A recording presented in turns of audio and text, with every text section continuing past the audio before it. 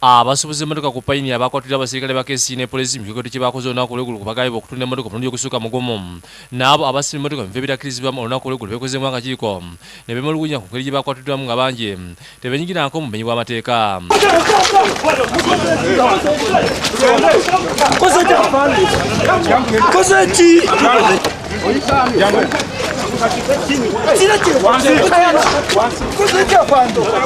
It is quite absurd. It was an anarchy.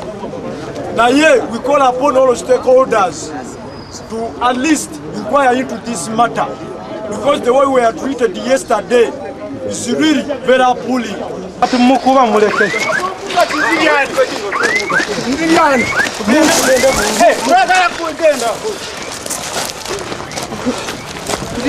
Esobola okutuuka mu kitundu negamba nti chairman wano waliwo omuntu yakoze esulibwete n'akwatagana ne chairman bw'aba ali mufe chairman tayinza mulemera n'amumu naye okujja okukwata abantu mukwata eyo bwete ne bakufuwa mu tiyagasi. Balumiriza abasirikale ba poliisi n'abakesiye okumanyako ebintu byabwe mu bali y'amasimu ensimbi enkalu n'ebirala.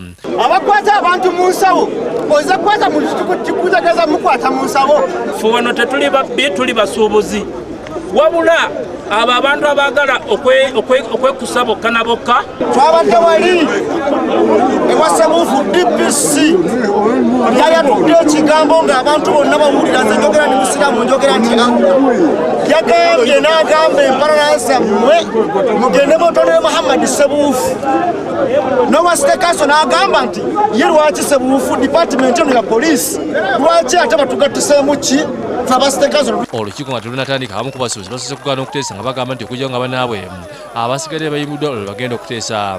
Oluvannyuma abasirikale ba poliisi beetaya mu lukiiko ne bawuliza ensonga z'abasuubuzi nga nekiridde kwe kuyimbula abasuubuzi ali abasigadde ku poliisi.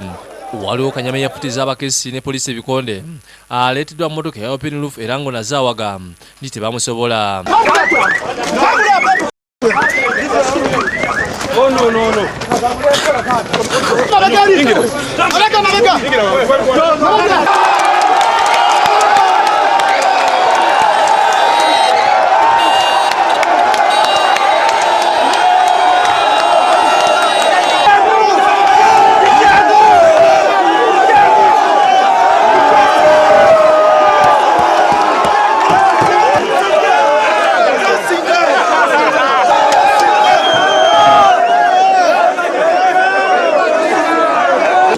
Afanye tuli babbi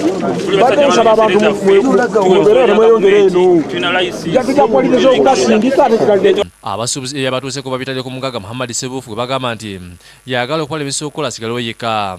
Haji Sebuufu bw'atuukiddwa byonna byeganye n'ategeeza naye musuubuzi nga n'olwekyo tasobola kulemesa muntu n'okola kubanga kano katale omuntu kyasima kyagula.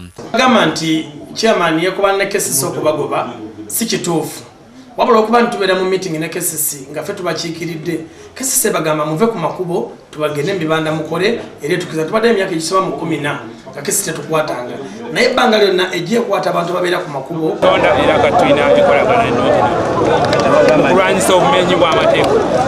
Akuli entambula y'ebidduka mu kampala y'emirala Lawrence Niwabiine ategeeza nti bonna batwalira akakolo ka poliisi ng'okunoonyeza ogenda mu maaso. Twagala chairman wamwe mwabali wamu agende ku CPS abayimirire baveeyo naffe nitugenda mu maaso n'okunoonyereza bati babe baveeyo ku CPS. Olunaku olw'eggulu abasirikale ba KC nga lubamu ne poliisi bazinze abasuubuzi emmotoka ku payini ne bakwata abatereezibwa okutunda emmotoka omulundi ogusukka mugumu n'okusima emmotoka mu muwendo gwa KC ngeri kyabaddewo kwabadde kukubagana. Embeera ne yayinza poliisi obuzito ne bakuba omuko okwalagala okwakasukirira amanyi okukakana nga 75 bayooleddwa. Ssetimba Joseph ne namusokerwa ekyo bakusakidde eggulu eno lwa Bukedde TV 1.